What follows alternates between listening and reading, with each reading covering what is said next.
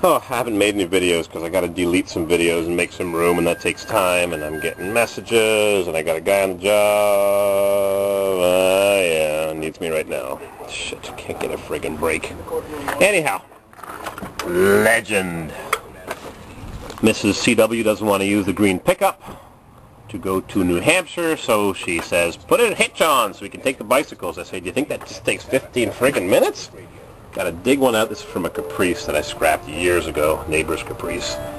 Anyways, I'm putting it together, putting on tabs, and making little brackets. Where's that little bracket?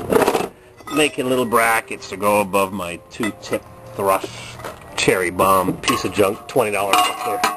Made in USA, but wow, is it loud. Anyways, I got little brackets, and I gotta head over and see what the man needs, and I got cutting discs. Jeez, these cut through anything. Really thin. Zing! See? $2 each. Anyhow. I'll weld this thing on, and this legend isn't going to be around much longer. It's not too rusty underneath. I had it grease sprayed. Not rusty. Feasterville, Pennsylvania.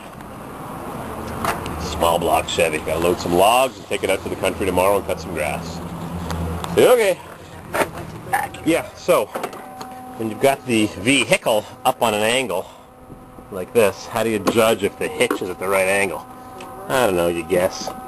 But I got my level here, and it's kind of sort of even with the square tube. It's rusty, draw tight. Beautiful welds, I must say. Well, I guess it's good enough. I got it tacked already in a couple of places. I got it tacked there and somewhere else. I don't remember. I'm out of time. Again, like usual, V6 with a ticking, leaking V6. It's coming together. Oh, I got too many projects here. Remember that? Bulge somewhere. Where is it? Big bulge. I was looking at my camera and I had some welding splatter on it. Yeah, I wonder how it got there. First things I did was take a look at our company. Doing lots of welding here. I was impressed. It's definitely not going to win any prizes. I know. I'm not a welder. I'm just a tinkerer. But at least it'll hold the trailer hitch on. That looks a little better. I'm exhausted. One more side to weld on. I got my piece of angle iron cut. And I got the rubber bumper held up by this contraption. Words on a page. The challenge for any company and the challenge for the pretty solid. Is man. Making the There go my ego. come on the page and down the line. Fresh, Business School MBA, class of 2009. Also the author of the Brackets. Just for a bicycle. Hi, thank you. I'm not going to tow anything with it. This car's transmission ain't that good. Anyhow. So, that's what I'm doing. Weld up this side next. For his loss? You're working hard. His loss or their loss? Their loss. For your loss. For their loss. EIR. Somebody died. Gotta send condolences. Yep. Another floor torn up. 4 new beams. I didn't do this one. My assistant was doing the work. I've been doing that trailer hitch. So, hardly been here today. Just fetching supplies. I'm going. Back to my welding. Leather motorcycle jacket. Somebody asked me on the video I made yesterday why I have a Hyundai. I suppose every vehicle or every purchase has a reason. Probably 15 years ago, a friend of mine in Toronto said his neighbor was going to scrap or sell a Hyundai really cheap. I needed a set of cheap wheels. So I drove there to visit him, or I took a bus, or I hitchhiked, or whatever, I don't know. Anyways, bought the car for $250, and it wasn't as nice as he said it was. It was a scrapper. But I drove it for a year or two. It was a good car. I gave it to a friend of mine, got some use out of it. So I said, you know, these are good, cheap little cars. I had a friend that was looking for cheap wheels, simple transportation. He had a Datsun B210 and a Corvair that I was supposed to get. Anyways, so since then I've had probably 10 Hyundais. Buy them cheap, $100, $200. The one that you saw yesterday I bought in Phoenix, Arizona for $250. Over the phone, had it repaired for another $250. And had it shipped here for $600. And that's the story of the Hyundais. I suppose I can tell you why I like the Corvairs.